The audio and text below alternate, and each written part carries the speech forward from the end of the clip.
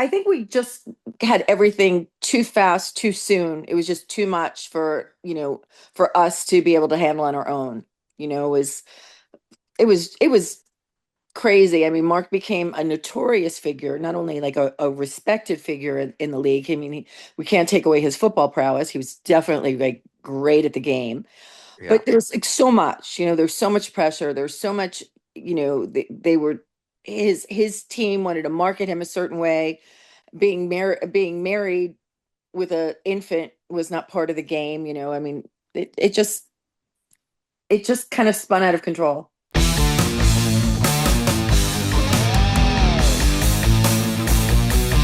Bad decisions, bad decisions, bad decisions. Welcome back to the Bad Decisions podcast, where we lead not with celebrity, but with story. Today, we are sitting down with someone who helped shape modern culture long before social media. Lisa Gastineau grew up in New York City, married New York Jets legend Mark Gastineau, raised her daughter Brittany in the public eye. Then, years before the Kardashians, starred with her in E's Gastineau Girls, one of the earliest celebrity reality shows that put glamour, dating, and family dynamics front and center. She's also built a successful career as a jewelry designer, from chic New York boutiques to her Gastineau Glamour line on HSN, bringing high style to everyday women. Lisa has lived through tabloid headlines, business reinventions, and the evolution of reality television. And she's done it all with New York grit and shine. Lisa Mhm. Gastineau is not just a reality TV personality. She's a pioneer, a businesswoman, and a woman who has always kept moving forward. Lisa, welcome to the show. Thank you. Thank you. It was a challenge this morning. I'm technologically challenged for sure. Well, we figured it out, and that's the important thing. Yeah, I don't know how, but we did. Hi, thanks for doing this. Thank you. All I'm right, trying. so we first met on a photo shoot. I was doing with your daughter Brittany for a hair advertising campaign, and I liked you instantly. And I remember Googling you before the first time we went to dinner together, and I saw that you had dated John Gotti. And I remember asking you about it, and you said, "Yeah, I dated John Gotti." And I said, "How could you date someone who cuts people's heads off with a hacksaw?" And you said, what are you gonna do?" And I thought you were so funny. Um, you grew up around a lot of gangsters and the whole like Little Italy 70s, 80s thing. Like, what do you remember about growing up in that sort of world? Well, I'm half Sicilian. Yeah. So that world, like culture, being born in New York City was something that, it was normal. Everybody knew somebody who had a button, and that was like, and having a button is like being a made man in the mob. And it just it it was sort of like everyday life.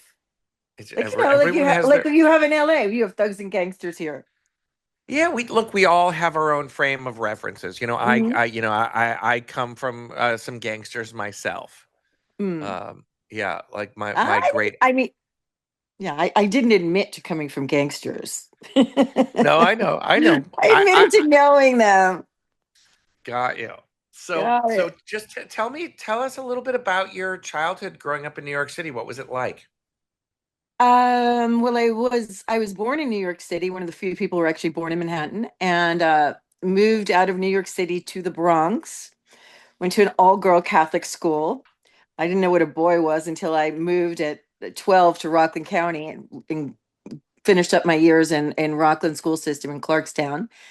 And it was your normal, or what we saw on television as the normal, family, just two kids, backyard pools, barbecues.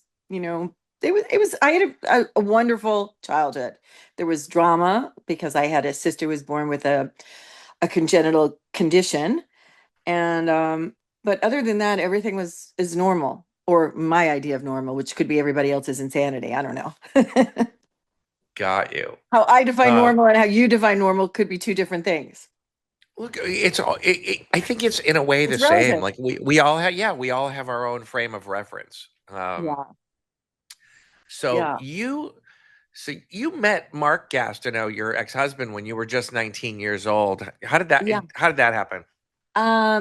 That's a crazy story. I went to University of Alabama and I was friends with the number one draft pick, Marty Lyons. At that year, Marty was drafted as the one slot, and Mark was the two slot.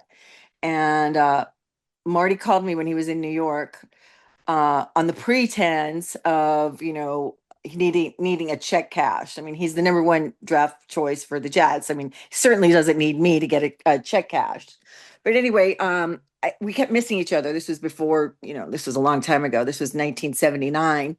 And he'd call me and I'd miss him and we'd call back. And finally, I got someone on the phone a few times, and it was his roommate, which was Mark. And we were talking on the phone, and I didn't I didn't have any grand expectations. I assumed he was going to be just, a big old lummox guy. And when I went to go meet Marty, Marty invited me to have lunch with him before he left to go back to Alabama. And because Marty Lyons was actually my first fix-up date when I went to University of Alabama, and we did not hit it off. But he was best friends and roommate with a guy that I had a crush on, that we kind of had a mutual thing going on. So when I went to go meet Marty, he wasn't there yet. But when it was different days. It was 79. You weren't afraid to go meet somebody. They'd say, oh, I'm in room 602 or something. I was with a girlfriend. I went up to meet him, and Mark opens the door. And I'd spoken to him on the phone, and I expected him to be I didn't expect him to be as attractive as he was, bottom line. And that was the beginning of that story. So we switched numbers. We all ended up going for lunch. Mark took a ride to the wrong airport so he can come with us. So he ended up having to get a flight out of, he was supposed to leave out of JFK, but he ended up leaving out of LaGuardia because that's where I was taking Marty. And we all exchanged numbers. My girlfriend was there. And somehow I noted Mark called me but asked for Marty. It was crazy. It was just typical Mark thing. Like a week later, and I said, Mark, I said, this is Lisa. And he's like, oh, I'm sorry, I was calling for Marty. And he hangs up. He hangs up, and I was like, oh, that was weird. And then he called back 5 minutes later. I mean, he didn't have his phone game down. Sure, he perfected it since. Right. So yeah, it was definitely, it was a instant physical attraction. Sure. Yeah. So you were just 19. So, 19 when I was married. yeah. So how did your life change, being a teenage NFL wife? Tell me Well, what that whole experience was like. I went from a college student, into a married life, running two homes. It was, I think we just had everything too fast, too soon. It was just too much for us to be able to handle on our own. It was crazy. I mean, Mark became a notorious figure, not only like a respected figure in the league. I mean, we can't take away his football prowess. He was definitely like great at the game, Yeah. but there's like so much, there's so much pressure. There's so much, they were, his team wanted to market him a certain way. Being married with a infant was not part of the game. I mean, it just kind of spun out of control. How did it spin out of control? Well, there was too many opportunities for us to be away, for other people from each other, and for other people to enter, into the relationship without, we had two homes on two different coasts of the country. Um, he was a big media figure, Yeah, he was. and I remember. it He was it was wasn't just just a football player. He was a football icon. He was one of those yeah. household name football players. He wasn't one of those guys that was so easily recognizable. I mean, even if you go through a toll bridge, they say, "Yo, Mark," and they do. It was just the insanity. It wasn't like a celebrity driven culture like it is now.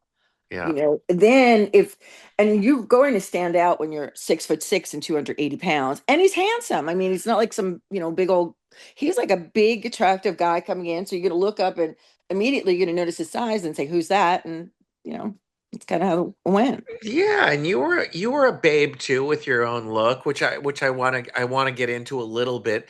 So like all the kids talk about the mob wife look, and I'm just like, if they had any idea where this whole look came from, I believe it came from you because whenever people post references to the mob wife look, it's always pictures of you. Well, So talk about that. that's kind of funny. Well, you know what? At the time, I had I had a contract with a major Long Island furrier, and I would Ah, do promotions in exchange for fur coats. So, at the top of the staircase in her house, no, like again, I'm telling you, this was early 80s. It was before PETA and everything else. sure. I used to call it the closet of death. It was like one big walk-in closet, and it had like so many fur coats. So, it was kind of, My house was like that. I grew up in Chicago. Everybody wore fur coats. It was just a yeah. thing of the era. It was a sign of the times. It was the sign of, affluence and glamour. And, now it's just a different thing. Everything is different. Yeah. 100%. Yeah. But it wasn't just the fur coats. It was like the leopard. It was like, I mean, I mean, it you was were like a fashion. model type. Well, I Yeah, was a model. I wasn't a model type. I was a model. I yeah. actually, it was fashion was part of my look, and don't forget, I was a native New Yorker. It wasn't like I was coming from True. a little old country town.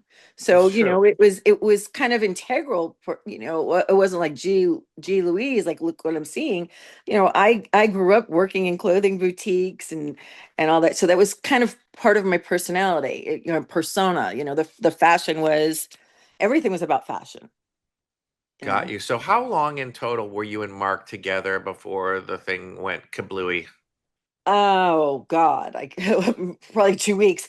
But in reality, we ended up being married for 11 years. So Okay. yeah, a, a, a, you know, is that a bit long? Is it short? It feels like it was another lifetime ago for me. Sure. Completely. I've had so many lives since then. I'm kind of like a cat, and I'm curious of which one I'm exactly on right now. So Yeah. yeah, So, talk to me.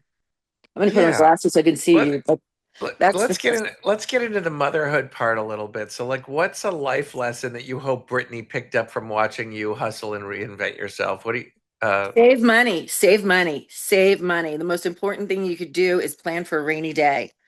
good. I mean, I always thought, spend more, get more. And now I'm realizing that, yeah, that works if you've got a constant flow of something, but spend less, keep more. That would be my Got my you. lesson. Yeah.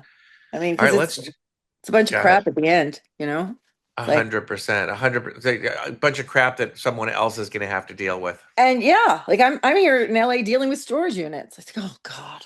Like, Yeah. do I really even want to look and see what's in there? We take on so many things that we think that are so important to us. And it's like, no, what am I going to do now with these, 7-foot statues? Yeah, no, when people are like, "What do you want for your birthday? What do you want for Christmas?" I said, "Dinner. I don't want any more stuff. I have way too much Yeah. stuff. I'm constantly throwing stuff away. I don't want any. I want less, not more."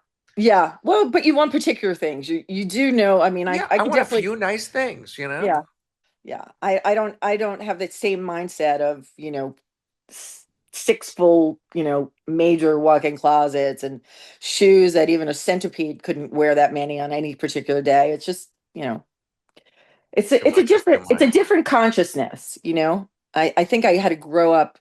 I think I did my most growing up through these years in like the last 20. I think that the time before that, I wasn't really doing anything to grow up.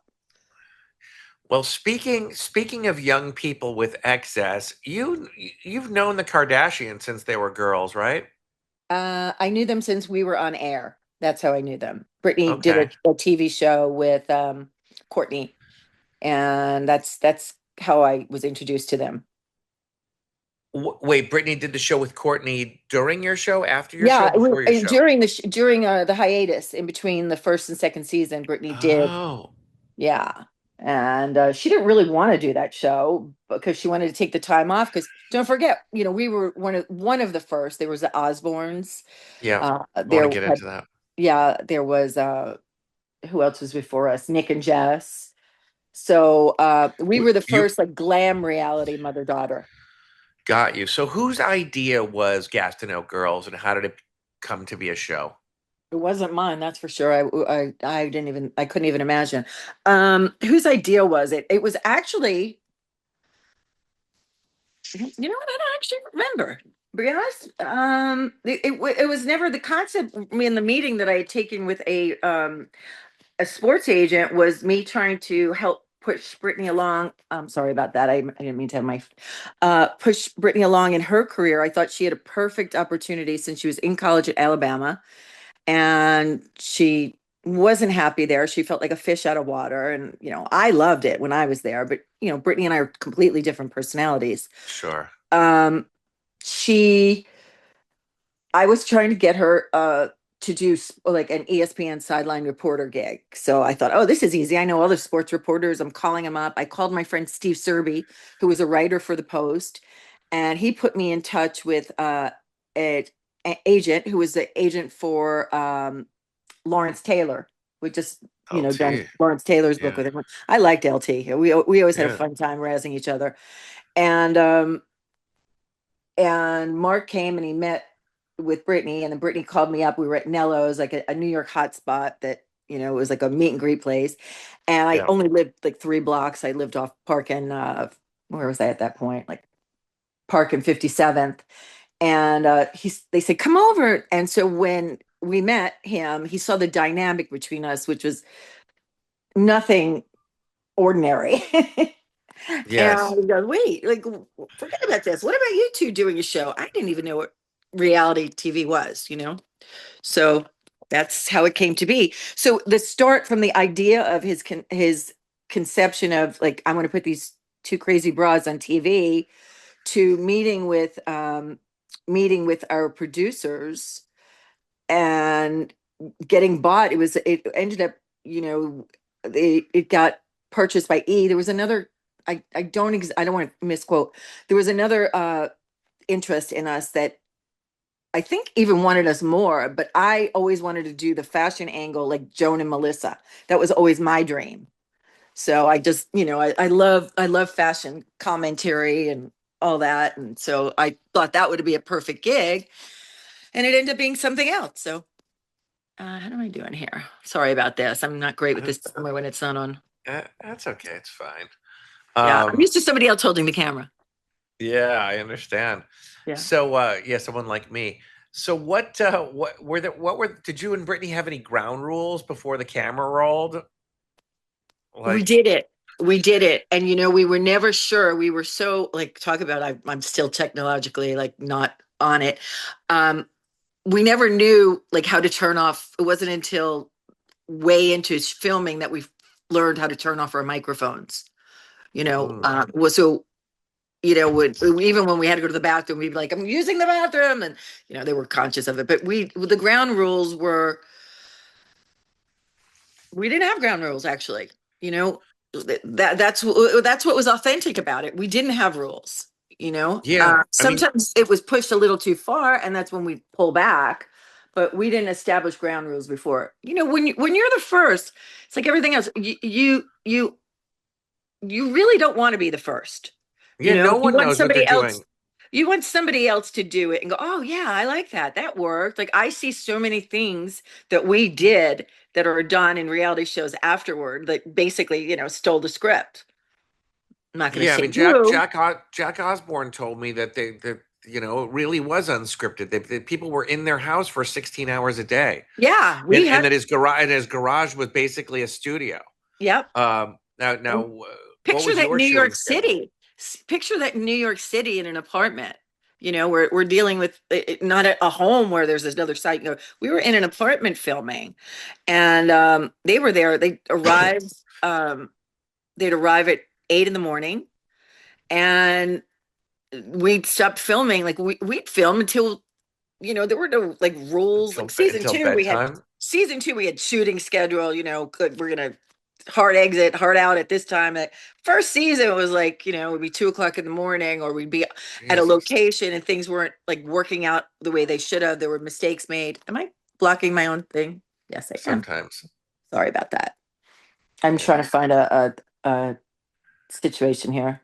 Yeah, we didn't have we didn't have that rule. Second season, I felt was way more produced. It didn't feel as natural.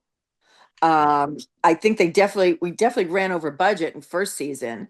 So, I mean, we did it all a wonderful way with it was, first class and everything was done. Season two, they figured out ways to tighten up the budget so we could actually keep it profitable. And that's where like the staging comes in, where, you're going to the restaurant that is going to be free to have your things. It's like, it becomes more produced. Sure. Tell me some weird fan interactions you had as a result of your show fame. It's really interesting. I have only gotten positive things. I always hear from people, and it's crazy because I think, well, there weren't that many people watching it, but they're like, oh, my mom and I used to watch her show. We loved it. We'd make it like our thing, every week. And it's surprising on how many men watched it. And I guess they must have been like stuck on a treadmill or something in a gym where it was on at 11 o'clock at night or so, because it shocked me that men actually watched it.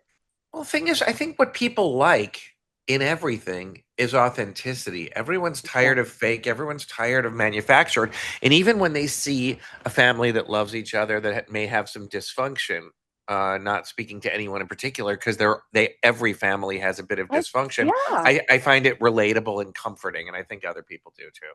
I think so too. I think everybody, like I said, everybody's crazy. It's just to what degree, how crazy are you? Or what And do what you, flavor of what, crazy? what Like we baseline are you? Where do you start? And we were really authentic. And I'm naturally that way. Like Brittany always say, you talk too much. Don't tell people that. Don't do this. I have always, I like people. I like talking. I like hearing what's going on. I love a good gossip story. No, I Uh, know, but also everyone likes you. You're a kind person. I've never look. This is a town that talks a lot of shit, and I've never heard anyone say a bad word about you.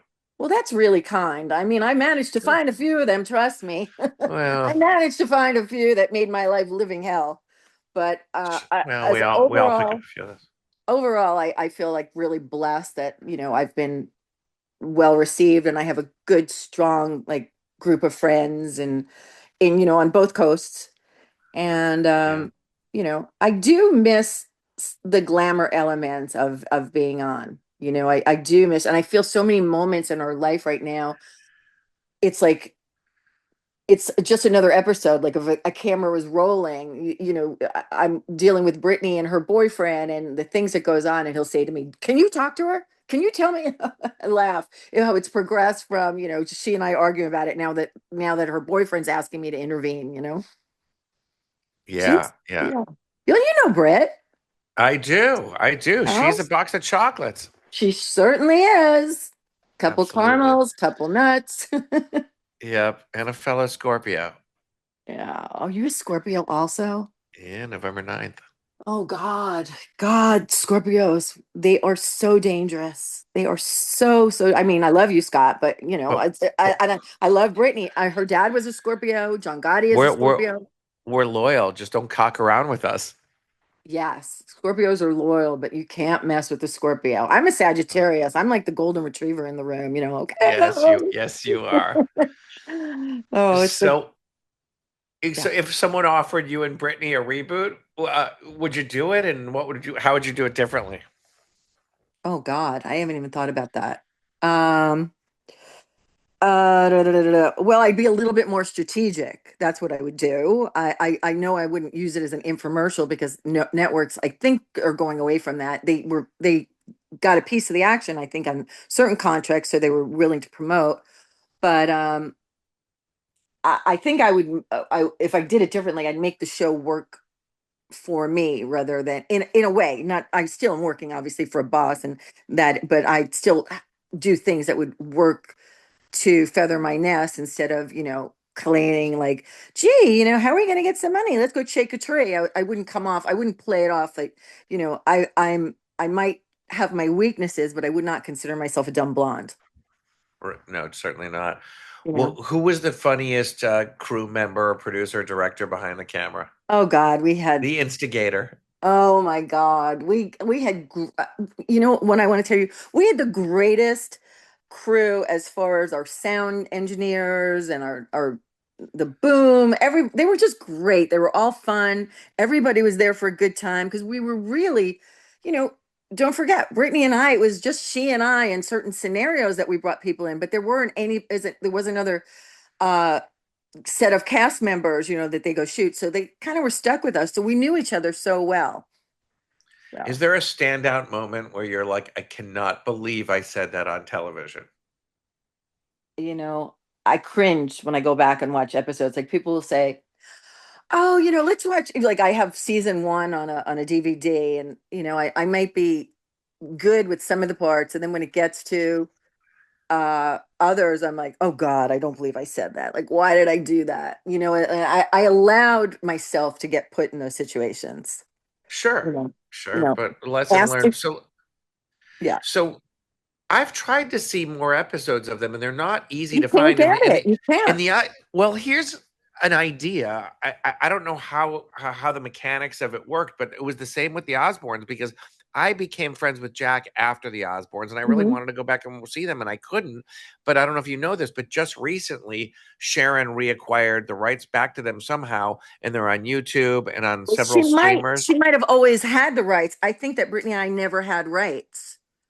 She probably they were the pioneers, and actually the agent that did their contract, I mean the lawyer ended up being my lawyer, Paul Schindler, and they had a Mm. precedent setting. Like what happened is they were rolling, and the show was already uh being out there, and their contract wasn't like sealed with final numbers like their salaries, and they were able to like get a crazy crazy good deal. So Well, that's what I was heard. they just got it back. Jack told me they had just reacquired it back somehow, and Good. I loved they them. put it out everywhere, and I I loved it, that loved it. show. I did It like too. I didn't I love I mean Sharon. I I feel didn't for her. It yeah breaks my heart. I That. know, but like to me, like everyone's like, oh, that family's crazy. I don't know any families who like openly, affectionately loved each other more than that family upon now that I've watched them all for the first time. Like there was yeah, there was chaos like all families, but there was a real love. Like Ozzy used to say, "Kids, I love you from the bottom of my heart." It's like I never heard any of that in my house, and they all it was like it was a real sweetness to them. I thought. Yeah, I loved watching them. I personally, I like them all. They're really great, great people who are, living through an enormous loss right now. I like Jack. I like Kelly. I like Sharon. Yeah, it's a I've loss had for the whole world. it is musically and everything is just that family dynamic. I loved it. I love watching a really good family dynamic. A lot of them, they try it. It doesn't necessarily work, and it doesn't, some, as we know, really work. Yeah, Oh, yeah. oh. Um, I always am interested in something that works with the family. I mean, Brittany and I were genuinely, I had her so young. We grew up together.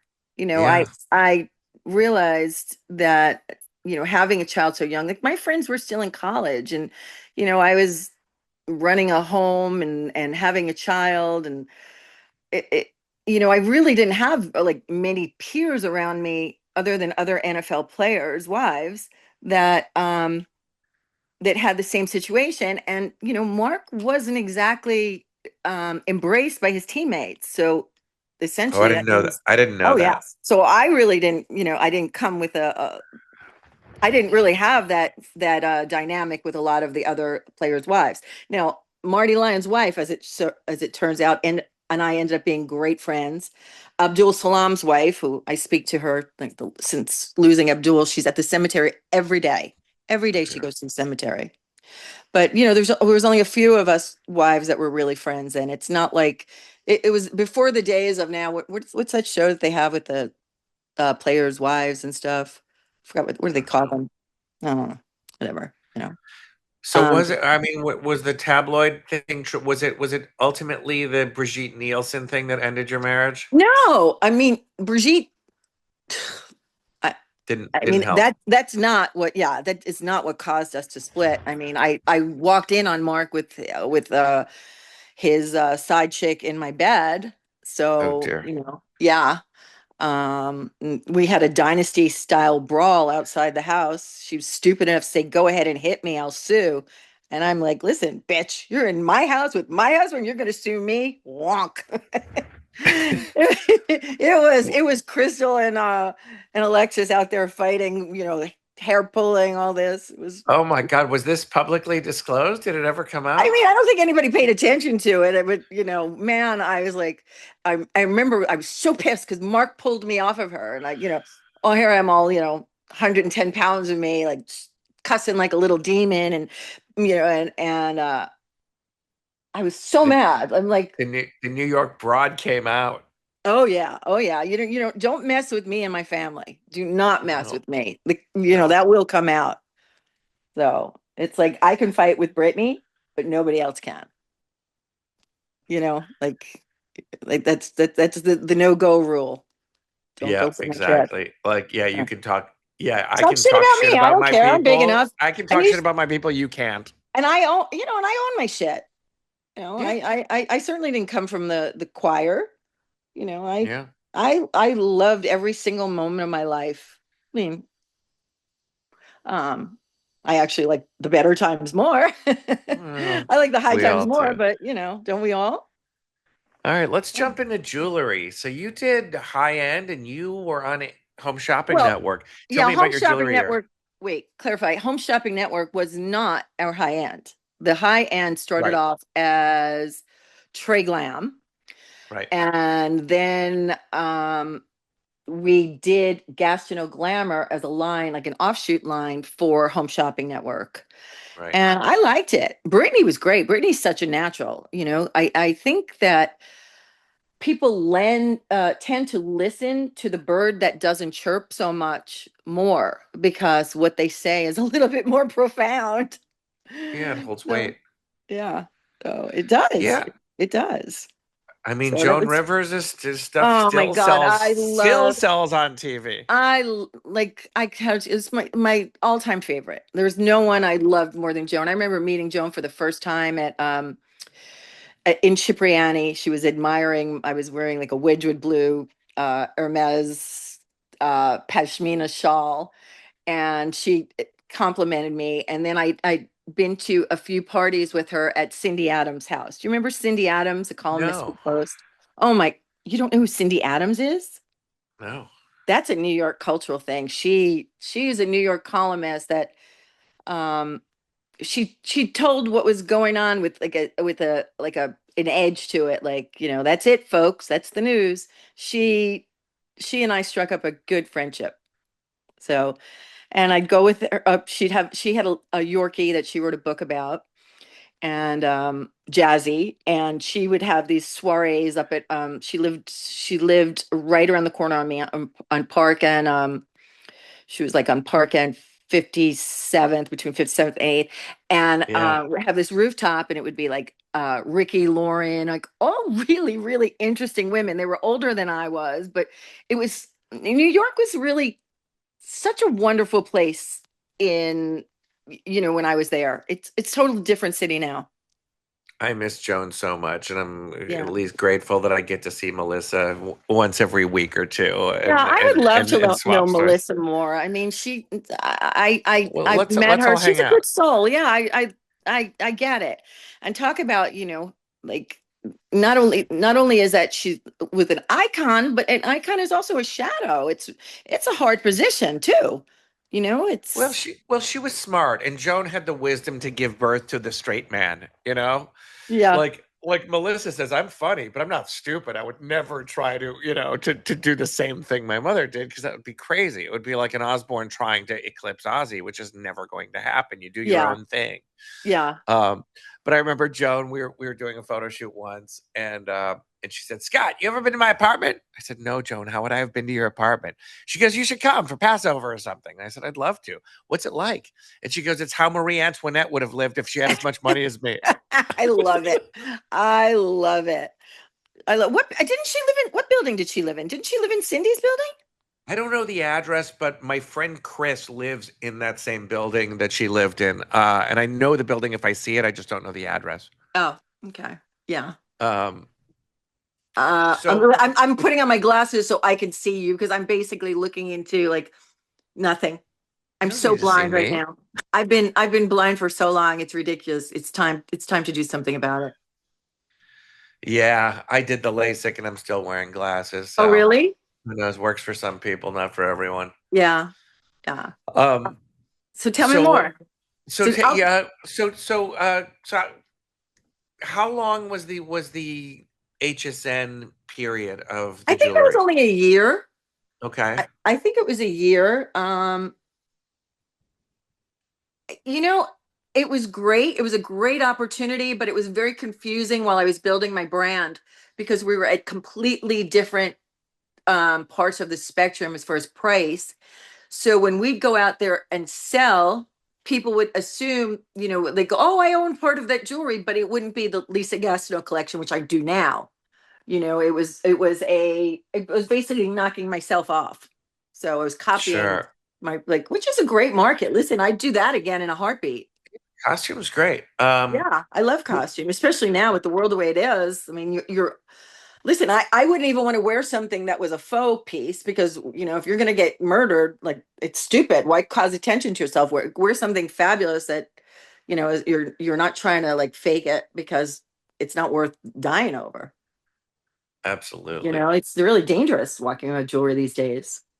It's funny. I was on a first date not too long ago, and I said to this woman, I said, "I really love that. Is a really beautiful ring." And she goes, "Oh, it's totally cheap." I said, "Where'd you get it from?" She goes, "It's Joan Rivers." And I was like, "Stop right there." And I took the photo of her and I sent it to Melissa. And she was like, Oh, wow. So where are they still selling the Joan Rivers collection? "I think on QVC Oh, and really? online." Yeah. Wow. And Wow. I went, Melissa's wedding I went to, and this was a total surprise. Her kind of family manager got up on the mic and said, "Everybody, look at your napkins." And on the napkin ring was the famous Joan Rivers bumblebee pin. And every man put it on his lapel, and every woman put it on her dress as sort of like the tribute to Joan. It was a really Oh, that's beautiful so moment. nice. That's so Yeah. nice. There will never be like the fashion police back in those days was amazing. Right? I mean, it was a best show. I loved it. Oh my God, would she be having a field day now in these past 7 years that we've been seeing? Yeah. It's like So who put you on the map? Who were the first celebrities that wore your designs? first celebrities, Naomi Campbell. She owns a lot of my pieces. My special design is like an evil eye and anti-envy protection thing. And I was working with the guru and from Gastineau. I felt like, I did feel that once I was in the public eye in a broader sense where they actually knew me, that before being with Mark, they knew I was Mark's wife. But when people got to step into my world, I felt very exposed. So I I started wearing a piece of jewelry that came from the Middle East and I lost it and I made one that was bigger and better and that's how I started doing that jewelry, the eyepiece. Cool. Any But I any always other dabbled people in that wore? oh yeah, there's a lot. There's a lot. I like Naomi, Kim has my jewelry, Kim's a client. Um Naomi, Lily Collins, a lot of celebrities. I actually bought it. I wasn't gifting, I didn't have that kind of budget Sure. or the kind of clout where, my dad or anyone was, part of a studio system. I just, I had to make them and they're gold and diamonds. So like, it's not No, your inexpensive. stuff is always gorgeous. Yeah. What's the one of the funniest rumors you've ever heard about yourself? I don't know. You tell me. I don't know. I don't know. Just going off the cuff here. Nothing, you know. Um, I don't know. I actually haven't really heard anything like that really got my interest. So Got I you. don't know. I would be I no I don't know. That's a good one. I Yes. got to think about Uh, that. Let's pivot. uh, What else? What else? so Rapid what? fire. Yeah. So what's next for? I know you've been dividing your time between a couple different states. What's next for you? What are you working on next? You know, I'm doing my jewelry. I'm relaunching again. I am writing a book, Amazing. and yeah, I had to wait for Memoir. yeah, semi. Yeah, there's a lot there. There's a lot there. I had to wait for, to be respectful.